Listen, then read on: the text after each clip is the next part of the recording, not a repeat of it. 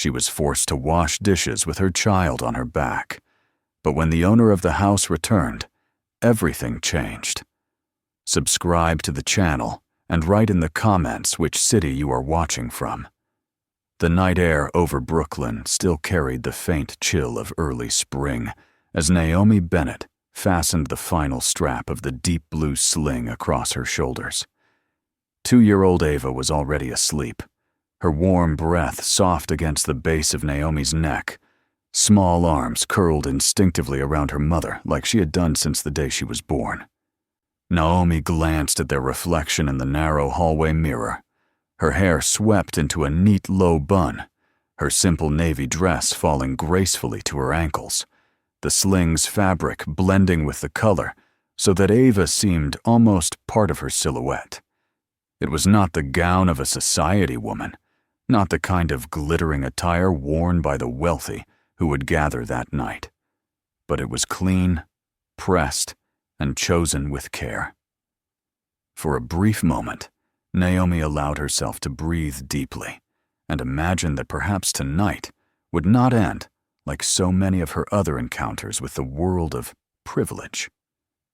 Tonight, perhaps, she would not be judged by the circumstances she carried on her back. She checked the clock. It was just past 6. The gala would have started only minutes ago. She slipped her phone into the inside pocket of her coat, not because she expected to use it, but because years of working and surviving on her own had taught her to document everything. Outside, the streets glistened from an earlier rain, the city lights making the wet pavement shimmer. Naomi's steps were steady but purposeful. Each footfall echoed her determination. This night, she reminded herself, was not about her humiliation, not about her past heartbreak, not even about proving to anyone that she belonged in a room of millionaires. It was about the dream she had held since Ava's first cry, the dream of building a network for mothers like her, women who had been left behind, yet refused to stay there. When she arrived at the mansion's entrance on the Upper East Side, she paused beneath the sweeping awning.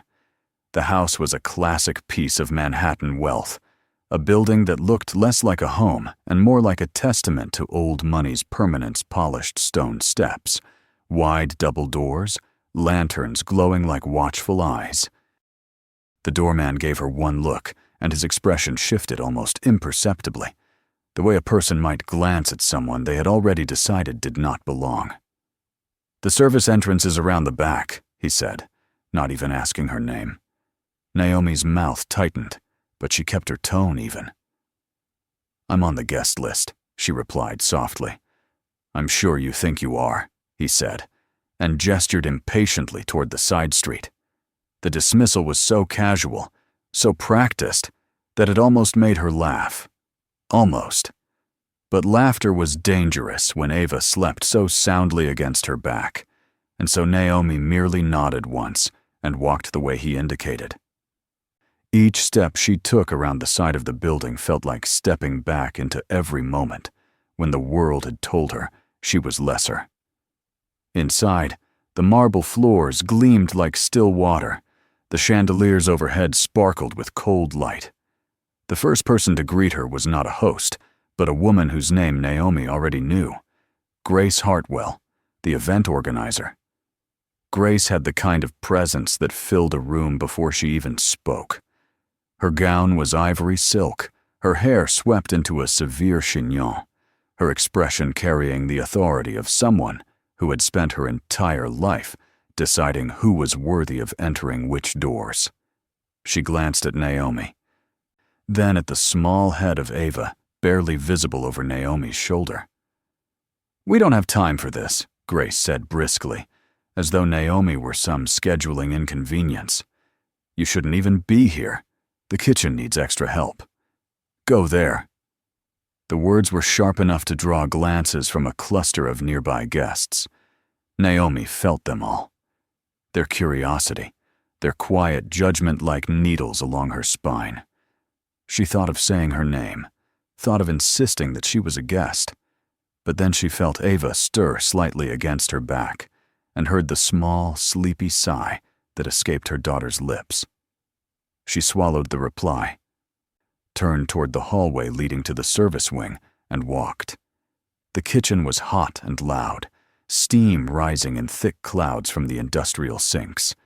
The air smelled of garlic and butter, of roasting meat, of the metallic tang of detergent. Staff in white jackets moved with the quiet urgency of people who had done this work for years. Naomi paused just inside the door, adjusted the sling so Ava would be more comfortable, and took the apron one of the staff silently held out to her. She hung her coat on a hook, rolled her sleeves to her elbows, and stepped to the sink. The first plate was heavy in her hands, its edge delicate and smooth. She washed it carefully, listening to the sounds of the gala beyond the swinging door, the distant music, the bursts of polite laughter, the hum of conversation that was never meant for someone like her. Each new dish that passed through her fingers seemed to scrub away the thin veneer between the world she was allowed to occupy and the one that was always kept just out of reach. She could hear snippets of conversation drifting back from the hall, Grace's bright voice carrying as she told the story of an intruder she had caught and put in her place. There was laughter at that, appreciative, almost congratulatory. Naomi felt her jaw clench, but her face remained calm. Without a word, she slipped one hand into her pocket and pressed the button on her phone. The small click of the recorder felt like a promise, a vow that this moment would not be wasted. Hours passed. The stacks of crystal goblets diminished only to be replaced by dessert plates and coffee cups. The weight of Ava on her back became both a burden and a strange comfort. Each soft exhale against her neck, a reminder of why she endured this.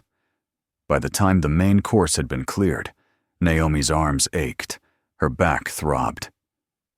And sweat had dampened the neckline of her dress, but she kept moving. She kept washing, rinsing, drying, one dish at a time. The kitchen staff watched her with curiosity, then with quiet respect. They had seen women cry here before, seen them curse, seen them leave in shame. But this one stayed silent, steady, her posture never breaking, her expression composed. There was something about her that didn't fit the role they had forced her into, something that made even the most cynical dishwasher pause before handing her another tray. Beyond the half-open door, Grace laughed again, her words floating back like shards of glass. Some people just don't know their place. The guests chuckled in agreement. Naomi smiled then, not bitterly, not with defeat, but with the slow, deliberate smile of someone who had just made a decision. Tonight would not end the way Grace expected.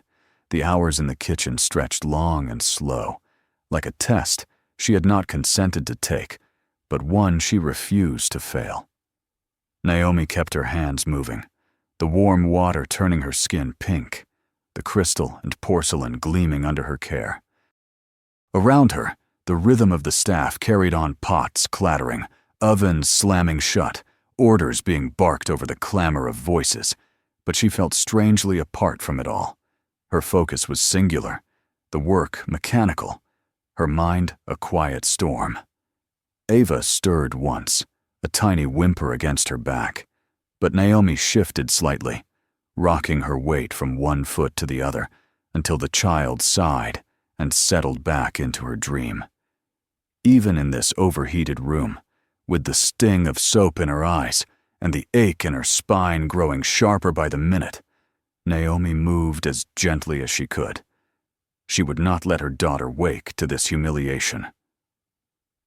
The laughter from the hall filtered in again, a reminder that she was not simply washing dishes. She was performing unwillingly for an audience that had already judged her. Grace Hartwell's voice rose above the music, telling the story of the bold stranger who had attempted to enter the gala through the main entrance and had been shown her rightful place. Naomi felt the heat flush her face, not from the steam, but from the insult of hearing her evening turned into dinner entertainment. She focused on the plate in her hands, running the cloth along its edge until it squeaked. Her silence was not defeat. It was preparation. At some point, the kitchen door swung open again, letting in a burst of music and the faint scent of expensive perfume.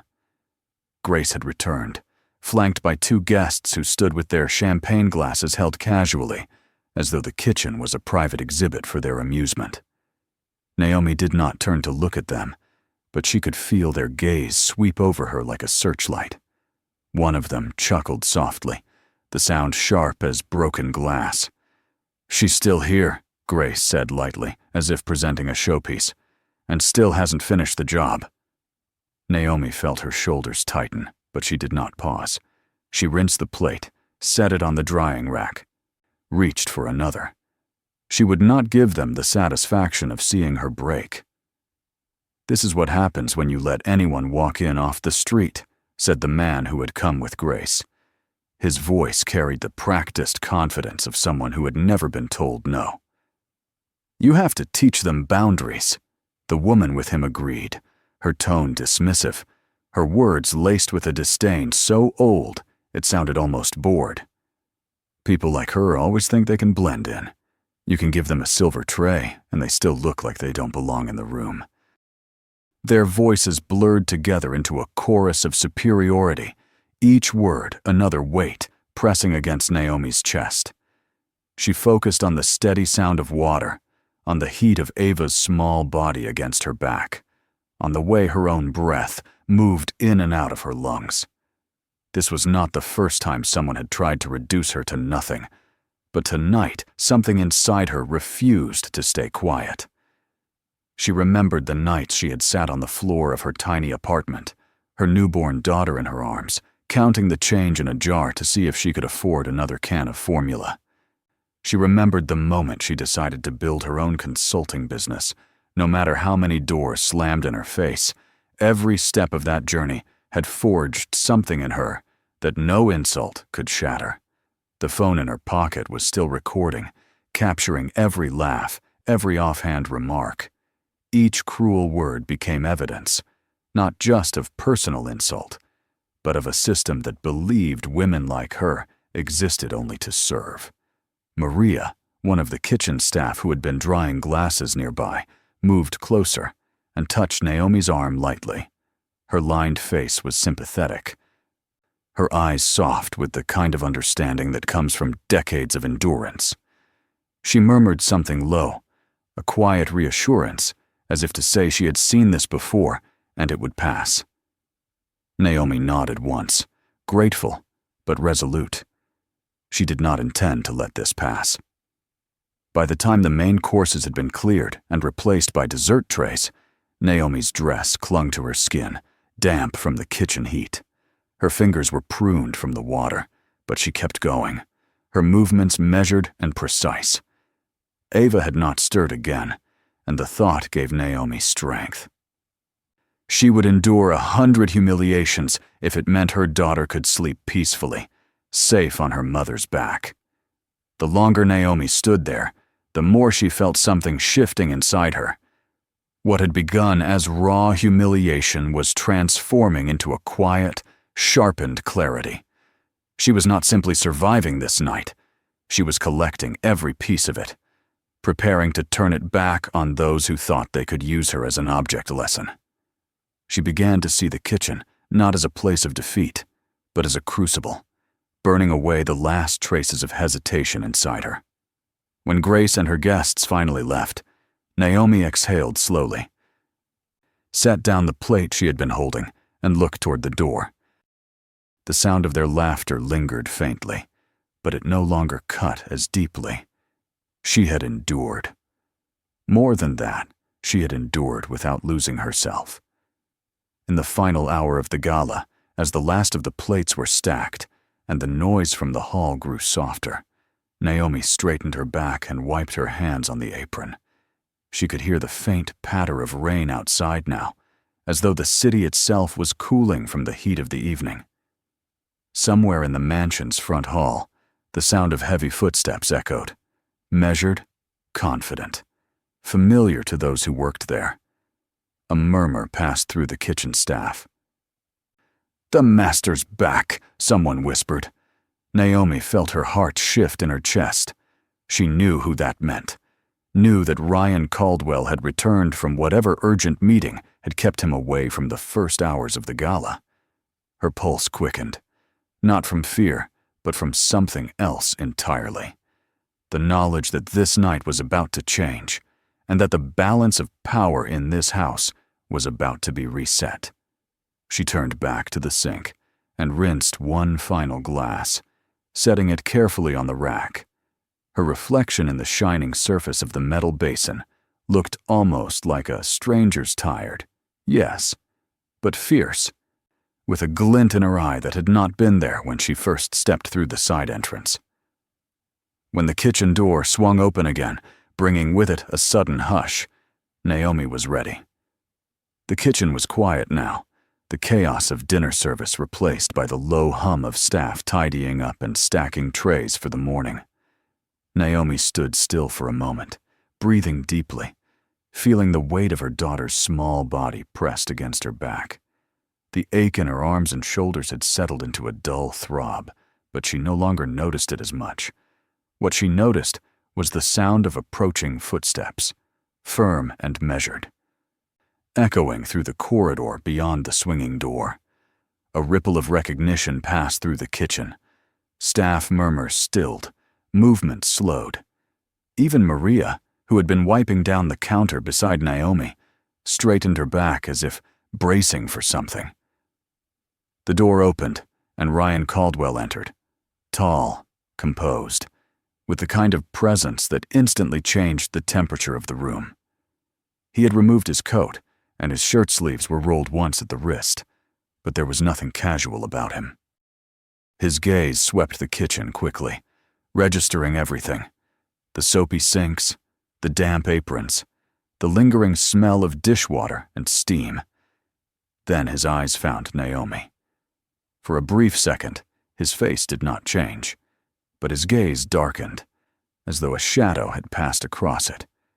He took in the sight of her, dress clinging to her from the heat, hair frizzed slightly from steam, her back bowed slightly from exhaustion, yet still carrying Ava, whose little head rested against her shoulder. Something in his jaw tightened. The other staff glanced at one another nervously, sensing that something significant was about to happen.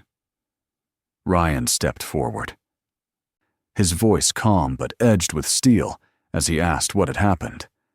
No one spoke at first. The silence stretched until Maria hesitantly explained that Naomi had been directed to the kitchen upon arrival. She did not embellish, did not excuse. The words seemed to hang in the air like smoke. Ryan's expression grew colder, more dangerous, as if each syllable added weight to his anger. Naomi turned then, slowly removing the apron from around her waist. She folded it neatly, laid it on the counter, and slipped her phone from her pocket.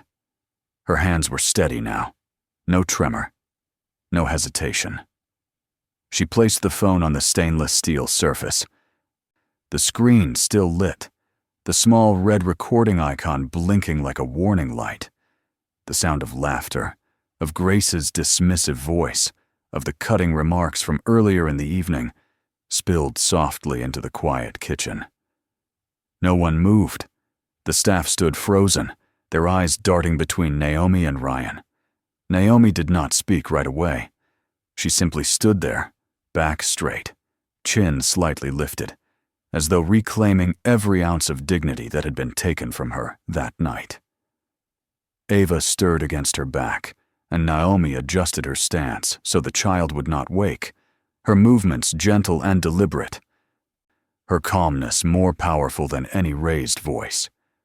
Ryan listened for a few moments, then looked up toward the doorway, his expression unreadable. Without turning to Naomi, he ordered one of the assistants to find Grace Hartwell and bring her immediately to the kitchen. The assistant hurried away, and the silence that followed was thick enough to press against the walls.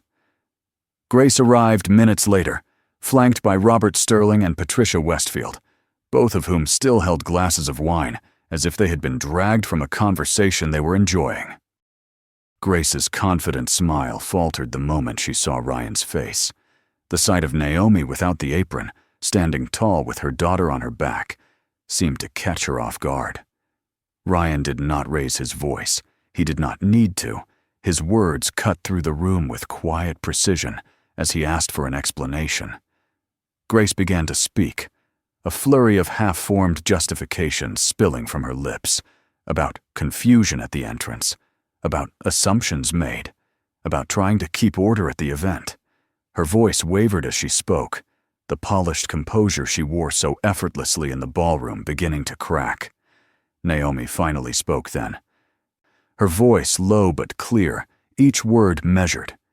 She explained how she had arrived on time, shown no aggression, simply attempted to enter as any other guest would. She explained how she had been redirected, how she had been placed here as though she were staff, how she had been mocked. She did not raise her tone, but there was something in the way she spoke that left no space for denial. When she finished, she reached out and pressed a finger to her phone screen, letting the room fall silent except for the recorded voices. The cruel comments played again, this time not as private gossip, but as public evidence. Robert shifted uncomfortably, his knuckles whitening around the stem of his glass. Patricia lowered her eyes. Grace's face had gone pale.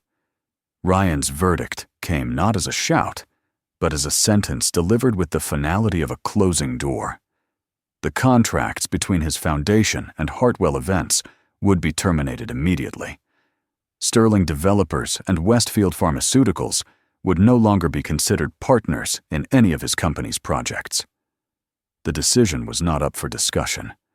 Grace gasped softly, as though the air had been knocked out of her. Robert tried to protest, to speak of misunderstandings, but Ryan cut him off with a raised hand. The message was clear. Their power in this house had just ended. Naomi did not smile, did not gloat. She simply picked up her phone, ended the recording, and slipped it back into her pocket. Her eyes met Grace's for a brief moment, not with triumph, but with a calm finality. The balance had shifted. When Ryan turned back to Naomi, his expression softened slightly, just enough for those watching to see that his anger had never been for her. He offered his hand, not as a gesture of possession, but as an invitation. Naomi stepped forward, careful not to jostle Ava, and for the first time since the evening began, she walked out of the kitchen not as someone forced there, but as someone who had chosen to leave. The corridor beyond felt cooler, quieter, almost reverent. As they passed through the hall toward the front of the house, Naomi could hear the muffled sounds of the gala continuing in the distance, unaware that its center of gravity had shifted. The evening was not yet over, but the roles had changed. The woman who had entered through the service door was no longer a victim of the night. Outside, the rain had slowed to a mist, the city lights blurring softly against the wet pavement. Naomi breathed in deeply, filling her lungs with the cool air. The ache in her body was still there, but it was joined now by something else, something steadier. The knowledge that this was no longer just her fight. As Ryan's assistant hurried to make calls and send messages that would ripple through boardrooms and society pages by morning, Naomi stood on the mansion's front steps, the weight of her daughter, a grounding reminder of why she had endured every second. Tonight had stripped away the last illusion of belonging to someone else's world. Now, she would build her own. By the time Naomi returned home with Ava that night, the city had already begun to shift.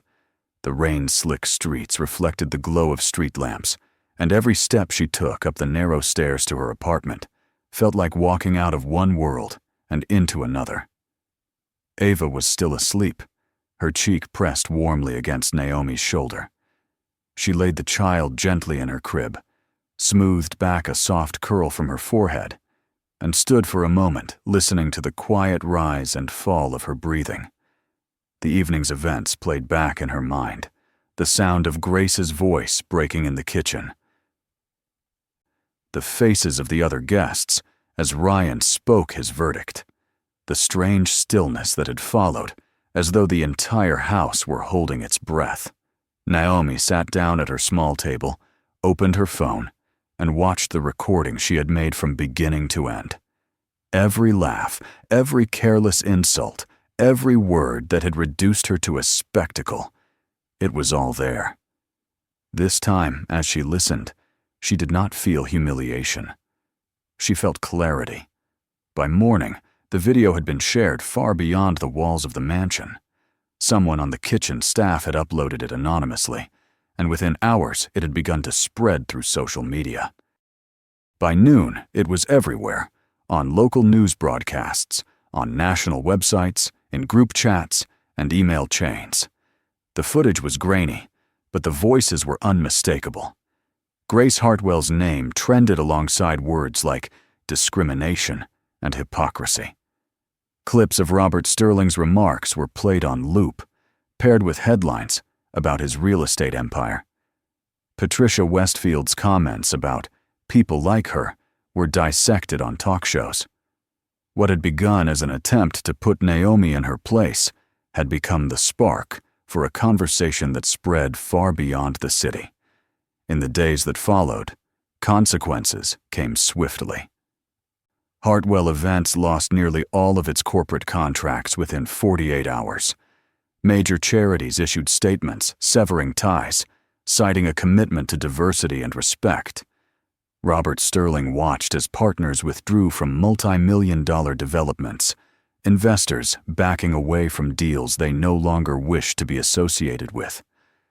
Patricia Westfield's pharmaceutical company faced not only public backlash, but also internal reviews, as employees began sharing their own experiences of bias and exclusion under her leadership. Naomi did not celebrate publicly. She remained quiet, tending to her work, taking Ava to the park, answering only a few of the many messages that now flooded her inbox. But she felt the change every time she stepped outside. Strangers stopped her to thank her for her courage. Women sent letters describing moments when they too had been turned away, silenced, told to take the back door. Some wrote simply to say they felt seen for the first time.